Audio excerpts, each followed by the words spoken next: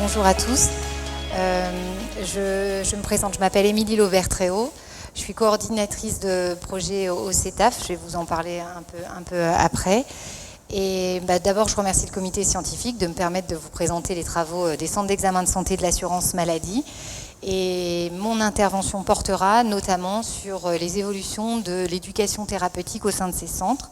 Donc mon propos s'articulera autour de 3 parties. Une première partie un petit peu historique de l'histoire des centres d'examen de santé et notamment de cette offre d'ETP, les évolutions qui ont été conduites et enfin quelques résultats. Alors j'ai aucun lien d'intérêt en lien avec les travaux et la présentation. Et voici les co-auteurs qui ont contribué à cette communication. Donc le contexte en fait, dans lequel cette éducation thérapeutique est proposée, ce sont les centres d'examen de santé de l'assurance maladie. Donc en France, il existe plus d'une centaine de centres, là vous voyez la carte, qui proposent un examen de prévention en santé auprès de publics. Enfin, ce sont des assurés de l'assurance maladie, mais plus spécifiquement des gens qui vont être en situation de vulnérabilité sociale ou en marge du système de soins et ont des difficultés d'accès aux soins. Donc c'est environ 60% de la file active qui est en situation de précarité, ici avec l'outil le Score EPIS. Et donc le CETAF, là que vous voyez à Saint-Étienne, la structure pour laquelle je travaille, accompagne ces centres d'examen de santé dans leur mission de prévention. Cette EPS, examen de prévention en santé, c'est l'occasion pour un assuré de faire le point sur sa santé. C'est un examen qui est modulé selon l'âge, les facteurs de risque et le profil des consultants. C'est une équipe pluridisciplinaire qui réalise ces examens, des médecins, infirmiers, dentistes dans certains centres, paramédicaux. Et donc il y a des actions de dépistage qui sont proposées, des examens cliniques biologiques, une consultation médicale et à la suite de cette EPS, des offres complémentaires telles que de l'éducation en santé ou de l'ETP peuvent être proposées. Et donc c'est sur cette intervention complémentaire d'ETP que mon propos s'arrêtera ici. Donc les offres d'ETP dans les centres d'examen de santé sont apparues, ont été proposées en 2008, donc un peu d'histoire, avec le diabète de type 2. Donc une offre d'éducation thérapeutique, c'est une INM, c'est une intervention non médicamenteuse. Alors à l'époque, on est à l'émergence des maladies chroniques qui sont responsables d'incapacité, d'invalidité et de mortalité. Voilà pourquoi on s'intéresse à ce disease management. L'assurance maladie souhaite améliorer la prise en charge des malades chroniques, donc, dont le diabète de type 2. Et donc on s'inscrit dans le plan d'amélioration des personnes avec maladies chroniques, 2007-2011. Ce même plan inscrivait les centres d'examen de santé comme offreurs potentiels d'ETP, donc dans une offre de service à l'époque aux médecins traitants. On est au balbutiement de l'ETP en 2008, mais il y a tout de même des preuves, des evidence-based studies qui sont parues et on s'appuie sur les recommandations de la Haute Autorité en Santé. Alors, en termes de méthodologie d'approche, on fonctionne en 3 temps. On a un premier temps d'expérimentation, donc qui est basé sur un protocole avec un certain nombre de centres d'examen de santé volontaires pour mettre en œuvre cette offre de TP, et ça s'est fait à moyen constant. S'ensuit une phase d'évaluation, mais ici centrée sur la faisabilité. Donc faisabilité, on s'intéresse à l'acceptation de l'offre, côté satisfaction, côté patient, médecin traitant, mais également côté des équipes, la soutenabilité financière, mais également les bénéfices apportés aux personnes qui en bénéficient. Et ensuite, une fois que cette évaluation est conduite, on implémente, on déploie les offres de TP dans d'autres centres volontaires en adaptant éventuellement. Donc ce sont des programmes nationaux qui sont déclarés et évalués auprès des ARS, Regional Health Agency. Il y a un comité scientifique qui accompagne ces offres de TP, rassemblant des experts, des sociétés savantes, etc. Et puis des représentants de patients. Et enfin, on a un système d'information avec une collecte de données qui permet d'évaluer. Donc, vous voyez ici un petit peu l'histoire avec les différentes offres. Alors aujourd'hui déployées autour de 4 pathologies. En 2011, sur le même schéma que j'ai présenté sur la diapo précédente, une offre de TP auprès des patients avec une bronchopneumopathie chronique obstructive, COPD. Puis l'asthme en 2013, enfin un programme cardio en 2015 auprès des patients ayant une hypertension artérielle ou dyslipidémie. L'EPS, enfin l'examen de prévention santé, constitue la clé d'entrée à l'ETP. C'est la file active des patients qui sont vus à l'EPS, qui ont une pathologie chronique. Ensuite, on leur propose d'entrer dans un programme d'ETP. Donc un programme d'ETP en 3 temps, avec un premier entretien de diagnostic éducatif, des entretiens, ensuite une série d'ateliers thématiques, 3 à 5 selon les pathologies, suivi d'un bilan d'atelier, et enfin les patients étaient revus à 6 mois pour une visite de suivi, pour faire le point. Les résultats de l'ETP diabète, de la phase d'expérimentation à la faisabilité, viennent d'être publiés, là vous avez la référence. Donc aujourd'hui, en 2023, si on fait la photographie, c'est plus de 42 000 patients qui ont pu bénéficier d'une offre d'ETP, dont plus de la moitié sont en situation de vulnérabilité sociale. Et ça, c'est la force majeure, l'accent est mis sur s'adresser à un public qui en a le plus besoin, et donc ici, ayant des critères de vulnérabilité sociale. Donc là, on voit la répartition des centres qui proposent les offres d'ETP. Alors, c'est essentiellement le programme ETP diabète qui est le plus déployé, suivi ensuite cardiovasculaire, donc vous avez le nombre de centres là en bas, et puis les 2 programmes maladies respiratoires sur une petite dizaine de centres. Donc voilà, et vous avez les effectifs. C'est en phase de routine, c'est 3 900 patients par an qui bénéficient d'un programme d'ETP dans ces centres.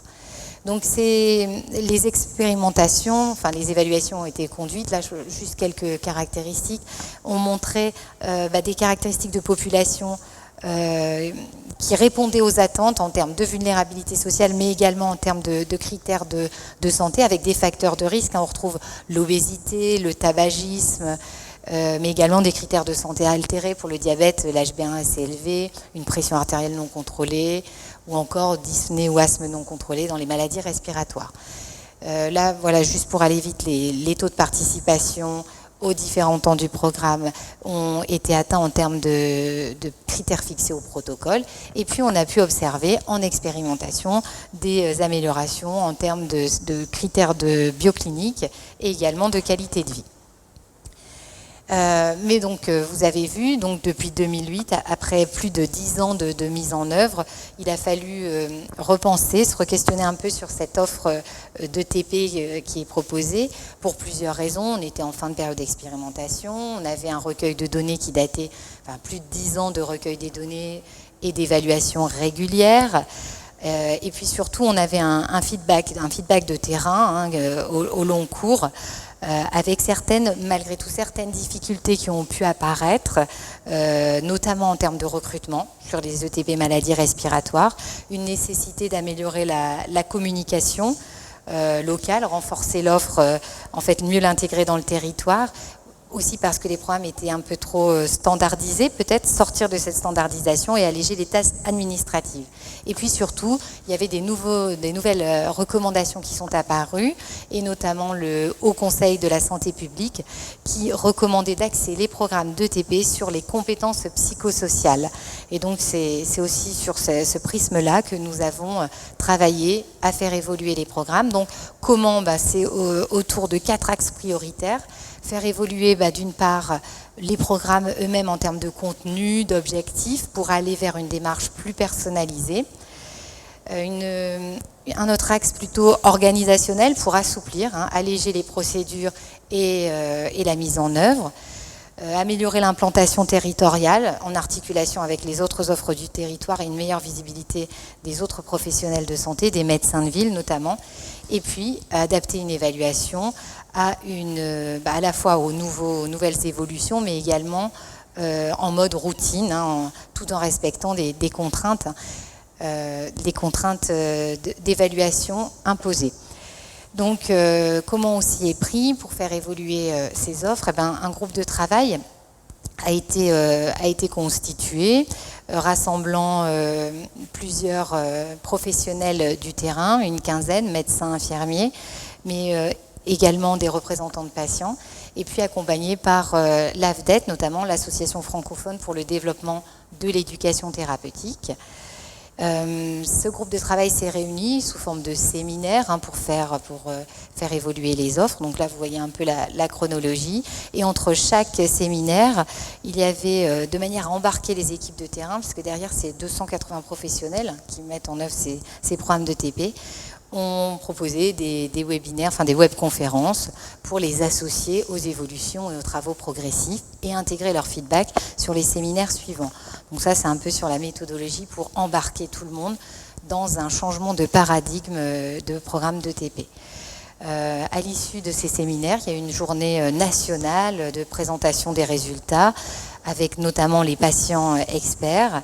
Et puis, étant donné qu'on a fait évoluer les pratiques, eh bien, des formations ont été proposées. Une formation de 2 jours a été proposée à l'ensemble des professionnels pour les accompagner à l'appropriation des évolutions. Donc au total, c'est 280 professionnels formés. Et enfin, pour l'évaluation, des webinaires spécifiques sur l'évaluation. Alors, en termes de résultats, voilà ce que ça donne aujourd'hui. Donc, on a fait évoluer à la fois le design et les objectifs.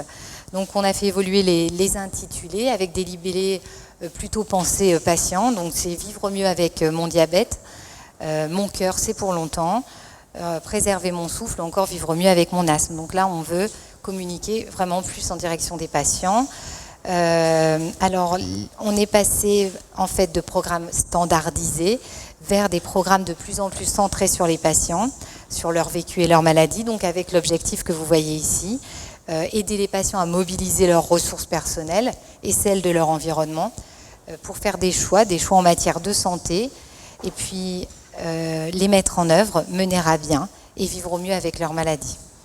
Donc en termes de design, voilà ce que ça donne. On a un premier entretien d'entrée dans le programme qui est un bilan éducatif partagé. Donc là, on s'appuie sur la démarche éducative. C'est l'occasion de se mettre à l'écoute de la personne. On entendait ce matin, comment allez-vous? Eh bien là, c'est parlez-moi de vous. Avec un professionnel informé, médecin ou infirmier, parlez-moi de vous. On se met à l'écoute de ses préoccupations avec la maladie, ses inquiétudes, etc. Et puis on peut travailler avec lui lors de cet entretien sur identifier ses ressources personnelles, sur celles de son environnement, ses atouts, pour enfin convenir avec lui d'un programme, un programme d'activité personnalisé, la suite du parcours. Et donc à l'issue de ce premier entretien, bien, le patient pourra décider de participer à un cycle d'ateliers collectifs, ou sinon, si l'offre collective n'est pas adaptée, il y a un programme qu'on appelle le programme personnalisé, avec des entretiens individuels de TP, ou encore l'orienter vers une offre à l'extérieur du centre. Les patients sont revus ensuite à l'issue du programme pour faire le point lors d'un second bilan éducatif partagé, un BEP2, et enfin il y a une offre de suivi avec un entretien de BEP à 6 mois, et enfin on réunit le groupe à 1 an avec un atelier. Alors, ce qui a changé aussi, là, en termes de contenu, c'est la manière dont on fait les ateliers. Auparavant, on était sur des ateliers thématiques, où c'était plus les professionnels de santé qui se mobilisaient, on avait un transfert de connaissances plutôt. Aujourd'hui, le contenu des ateliers est co-construit avec les patients, selon leurs préoccupations communes, leurs attentes. Donc un atelier, les cycles d'ateliers seront différents des uns des autres et d'un centre à l'autre. Et ceci de manière à ce que les échanges s'ancrent dans l'expérience, le vécu, c'est la vie avec une maladie. Et tout cela dans un but de rechercher collectivement des solutions pour améliorer peut-être son quotidien et la prise de décision.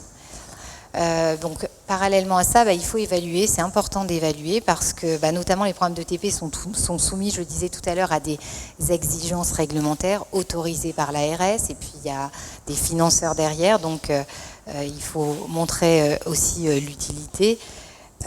Et donc pour cela, on accompagne aussi le terrain à les sensibiliser sur cette évaluation, donc qui est plutôt en fait un outil pour améliorer les pratiques, pour aider à prendre des décisions. Ça peut permettre aussi de valoriser ce qui est fait, c'est important. et puis ensuite communiquer et s'améliorer. Donc en termes de finalité objectif d'évaluation, on est passé d'une évaluation bioclinique à une évaluation plutôt psychosociale. On est passé donc, je vous l'avais dit, on avait un cadre très expérimentation à une évaluation en routine, donc on a un allègement du recueil des données. On respecte tout de même les recommandations de la HAS et des ARS, donc derrière on a refondu les indicateurs et adapté le système d'information. Donc on a une évaluation centrée qualité de mise en œuvre et processus, donc ça qui répond bien aux exigences et qui suit les recommandations de la HAS. Et à côté, une évaluation plutôt des effets de l'ETP. Et là, on va s'intéresser aux changements attendus suite à la participation du programme. Voilà, et puis à l'utilité perçue. Il y a un troisième pan de l'évaluation que je ne présente pas ici, mais qui est l'évaluation d'impact, qui n'est pas retenue en routine, mais qui peut faire l'objet d'une étude et recherche ad hoc. Donc voilà, en termes d'évaluation de qualité de mise en œuvre, on va s'intéresser aux équipes, les professionnels, leur formation, les bénéficiaires de l'offre, le nombre de personnes inclus, mais leur profil, voir à qui on s'adresse, et puis la participation aux différentes activités éducatives. En termes de process, c'est la qualité du process, et là on va s'intéresser à l'expression des patients, les sujets abordés, la manière dont les programmes sont mis en œuvre par les professionnels des centres, les participations aux différents temps du programme, et enfin sur le partage d'informations et la coordination, notamment c'est les liens avec les médecins traitants, qui est au centre aussi du dispositif, qui est le relais. Et donc on adresse par exemple les synthèses des différents bilans aux médecins traitants. En termes de changement, indicateurs de changement, donc là au moyen d'un questionnaire, un questionnaire remis aux patients à l'occasion du deuxième bilan éducatif, on s'est appuyé sur le champ de la psychologie de la santé et également sur les modèles de changement de comportement. Donc là, l'idée, c'est de mettre en valeur, objectivement et subjectivement, les transformations du patient sous différentes dimensions psychosociales. Donc avec notamment la dimension cognitive avec l'auto-soin, une compétence psychosociale, l'auto-soin, c'est la capacité à percevoir les signes de la maladie. Donc on a une question ici, je ne sais plus clairement sur quoi agir pour mieux vivre avec ma maladie. Ensuite, la confiance en soi, donc ça c'est la dimension émotionnelle. La confiance est une composante clé de la motivation au changement. L'efficacité personnelle perçue, donc là c'est la perception que le patient a de sa capacité à mettre en pratique un changement de comportement et le maintenir. Et puis on a deux questions relatives au soutien social et relations interpersonnelles. Et enfin, les stades de changement. Donc là, on s'appuie sur la théorie du changement par phase, avec la première question sur l'intention de changer. J'ai envie de changer, de mettre en place des choses. Et la deuxième question, j'ai déjà mis en place des changements. On a également, en termes d'évaluation, un indicateur d'utilité. Et puis sur la satisfaction, on s'intéresse à la satisfaction du programme en termes d'écoute, d'expression des patients et du respect des attentes. On a aussi une évaluation à 6 mois des effets du programme avec une évaluation de la qualité de vie. Donc ça, c'est sur le plan quantitatif. Donc c'est un indicateur intéressant puisque c'est un indicateur synthétique, simple et robuste. Et nous, on est dans une évaluation en routine, donc qui est prédicteur des résultats de santé mesurés de morbidité et de mortalité. Et puis sur le plan quali, on va s'intéresser aux changements, les changements ou les activités que les patients vont planifier à l'issue du programme et potentiellement mettre en place et atteindre après. Donc voilà quelques résultats de ces nouveaux, de ce nouveau prisme d'évaluation des changements mis en œuvre. Donc là, c'est sur 2021-2023. Alors, il est à noter que la mise en œuvre des évolutions, en fait, s'est faite post-Covid. Donc, il y a eu un fort impact sur le recrutement des centres d'examen de santé. Il y a eu pour beaucoup de choses. Et donc, voilà, il y a moins de patients dans la file active. Donc, c'est pour ça qu'on est sur des effectifs plus réduits. Par rapport aux résultats d'expérimentation. Donc on a aussi une moyenne d'âge qui a un petit peu diminué, enfin c'est 59 ans parce que le recrutement était plus centré sur des populations plus jeunes. Post-Covid, on ne recevait plus des personnes de plus de 65 ans et plus, et donc les diabétiques et cardio sont plutôt plus âgés en moyenne. Et, Et donc, sur tout ce qu'on retrouve, on retrouve notre indicateur de vulnérabilité sociale. Ce sont des personnes qui sont à 60% en situation de vulnérabilité sociale et plus de la moitié ont une mauvaise appréciation de leur santé. Et donc là, vous voyez un peu les caractéristiques un peu de santé. On retrouve les facteurs de risque, obésité, côté programme diabète et cardio, le tabagisme pour le programme COPD, et puis une mauvaise appréciation de santé, un asthme non contrôlé. Donc on répond bien en tout cas à notre cible en termes de population. Alors voilà ce que ça donne en termes, à titre d'exemple ici, ce sont l'analyse des questionnaires en ETP diabète, ici en 2023, donc au bilan de fin de programme. Donc on voit ici que les patients ont commencé à progresser sur certaines compétences psychosociales après la participation au programme. Donc la première, c'est l'auto-soin. Je ne comprends plus clairement ce que je peux faire pour préserver ma santé. 77% sont totalement d'accord et 22% plutôt d'accord. Donc ensuite, on voit au niveau des stages de changement, certains ont l'intention de mettre en place des changements, donc c'est déjà encourageant. D'autres ont déjà mis en place des changements. Et puis après, on voit que c'est un peu plus mitigé. La dernière question, côté relations interprofessionnelles, je parle plus de mes problèmes de santé à mes proches. Donc là, c'est un petit peu plus mitigé. Et puis voilà, on a des résultats similaires ici pour le programme cardiovasculaire. Alors, ce qui est intéressant, c'est de voir sous quelle dimension, en fait, les changements sont mis en place. Donc là, c'est sur le plan qualitatif. Il y a une analyse quali exploratoire des changements inscrits par les patients. Donc 679 changements inscrits en diabète, 240 en cardiovasculaire. Et donc là, on voit, donc c'est la taille de la fréquence, hein, plus la patate est grande et plus il y a de changements en lien avec cette dimension. Donc la majorité des patients souhaitent engager des changements sur l'alimentation. Ça représente plus de 40% des changements. Suivi ensuite de l'activité physique, des consultations médicales. Et puis on retrouve là pour le programme cardiovasculaire la gestion du stress. Donc voilà, on voit en fait que la plupart des champs ne relèvent pas uniquement du suivi médical. Mais donc le TP, on cherche à faire bouger sur des choses au quotidien en lien avec l'alimentation, l'activité physique, mais qui impactera ensuite probablement la santé. Et sur les résultats à 6 mois, donc on a pu observer une amélioration de la qualité de vie, donc là avec la note de santé perçue sur une échelle de 0 à 10. Donc elle est améliorée à 6 mois. Les patients, on a pas mal de patients qui mettent en place des changements, environ 2 changements par patient. Donc pour conclure, on a sur les résultats post-évolution des premiers résultats, donc là je vous ai présenté un échantillon encourageant.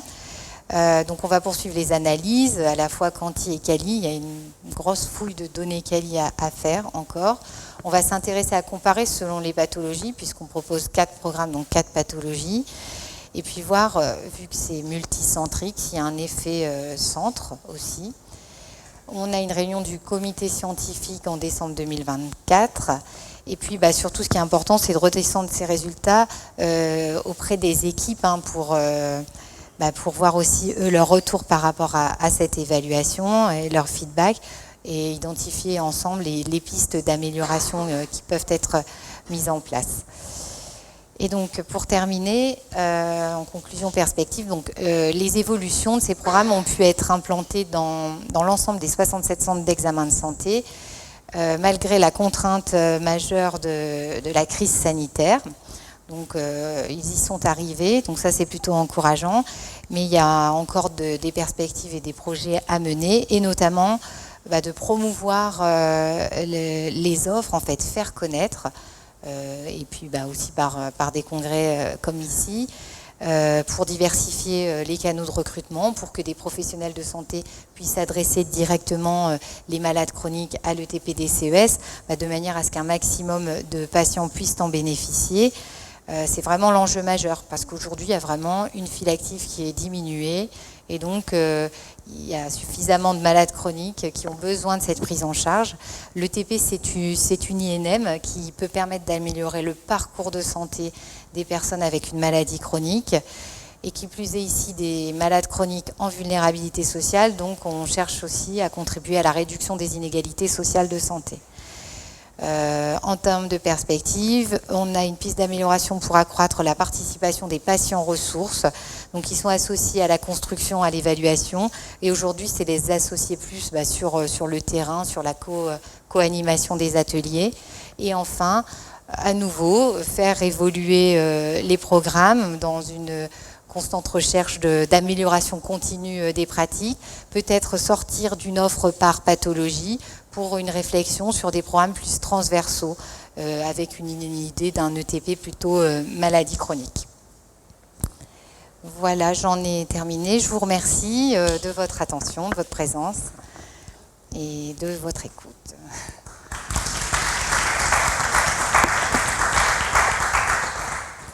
Oui, merci pour la présentation. J'avais juste une question sur l'efficacité des programmes et la manière dont vous l'évaluez. Donc on a bien compris que c'était des mesures plutôt subjectives. Est-ce que vous avez envisagé de faire des mesures plus objectives? Je pense à l'utilisation de capteurs par exemple.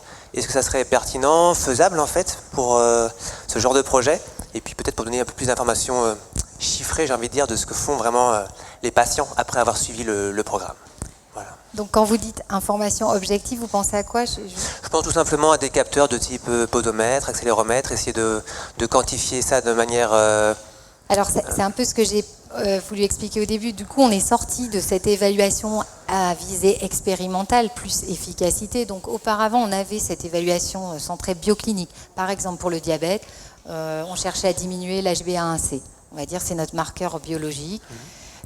Donc ça, on l'a fait. On va dire la littérature l'a déjà montré en fait que l'ETP c'est efficace pour ça. Et nous maintenant, comme on a fait évoluer vers une évaluation plus psychosociale, notre prisme c'est vraiment d'aller voir ça. Est-ce qu'on arrive à faire mobiliser ces compétences psychosociales qui, in fine, je vous rejoins, vont montrer leur efficacité objective. Mais pour cela, il faut conduire une étude avec un design, et c'est avec une population témoin par exemple.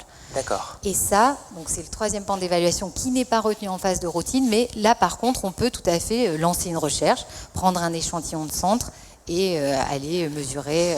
D'accord, j'étais curieux de savoir justement, parce que j'ai une vue assez lointaine en fait de comment on peut organiser les choses sur le terrain, sur en tout cas ce type de dispositif. Est-ce que c'est faisable? Est-ce que vous pensez que les centres seraient prêts à accepter ce genre de mesures? Est-ce que théoriquement, sur le coût que ça peut représenter, ça serait une charge acceptable? Après, il faut constituer une équipe projet, il faut voir le coût de l'intervention. Après, c'est tout à fait faisable. C'est un terrain, on va dire, aussi d'évaluation intéressant, les centres d'examen de santé, même si là, ici, ce n'est pas l'objectif. Dans ces centres, il y a une cohorte qu'on appelle la cohorte Constance, qui est une cohorte généraliste d'ailleurs, qui permet de faire des études. Donc après, ça peut être par ça. En autre étude, alors qu'on peut faire, nous, on s'intéresse aussi à lier avec les données du Système national des données de santé. Donc on peut regarder après les consommations de soins. Mais là, vous, c'est pas votre question. Donc vous, c'est vraiment des mesures. Après, je sais qu'on fait des tests, par exemple, tests de marche ou des choses comme ça. Ça, on peut mettre en place. Après, tout dépend le coût. D'accord.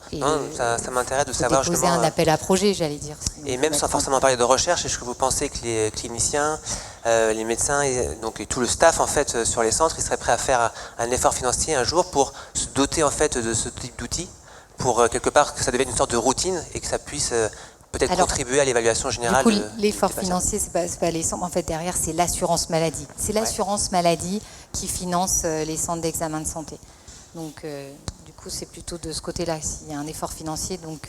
en termes de culture, de rapport à l'utilisation de ce type de matériel, je ne sais pas si vous avez déjà eu la possibilité d'en parler avec les collègues du coup, qui sont sur le terrain. Est-ce qu'ils seraient sensibles à ce genre de choses? Est-ce qu'ils seraient ouverts? Alors certains, oui, peuvent l'être, pas tous. Hein. C'est vraiment personne dépendant, je pense. D'accord. Merci. Mais on peut reparler après si vous le souhaitez. Bonjour, désolée, j'étais pas au début de votre présentation. C'est pas grave, c'est enregistré si vous voulez. Vous aurez le replay. J'aurai le plaisir de l'avoir 2 fois. Est-ce que vous faites également de l'éducation thérapeutique à visée préventive? C'est-à-dire que là, vous vous adressez, dans l'éducation thérapeutique, il y a thérapeutique, je sais, mais Voilà. C'est, disons, un cadre derrière imposé, l'éducation thérapeutique. C'est forcément le pour cadre, les gens qui c'est sont autorisation déjà malades. ARS. Alors, non, ça évolue. Après, sinon, nous, on appelle ça l'éducation en santé. Oui. Voilà, on fait l'éducation en santé, oui, les centres le font. Moi, là, j'ai présenté l'éducation thérapeutique, oui, ils ont tous une pathologie chronique. Mais quand je parlais de faire évoluer vers plus de transversalité, en effet, peut-être, c'est ouvrir à plus de monde. Et votre question, c'est centré vers quel public ? Parce que l'éducation thérapeutique, elle est de plus en plus structurée et nourrie, alors que l'éducation à la santé reste, à mon avis, plus floue. Et du coup, ça pourrait être bénéfique d'utiliser tout ce qui a été mis en place pour l'éducation thérapeutique, mais à visée préventive, quoi. Oui, il y a d'autres offres, en fait, dans les centres, oui, ils ont des offres d'entretien personnalisées avec des professionnels formés à la démarche éducative sur des problématiques de facteurs de risque, de tabagisme par exemple, alcool, la santé sexuelle. Oui, c'est proposé. Après, c'est pas le même accompagnement. Hein. Ouais, l'éducation thérapeutique, c'est quand même un accompagnement, vous l'avez vu, assez poussé. Il y a vraiment plusieurs séances. Oui. Après, c'est une question de moyens aussi.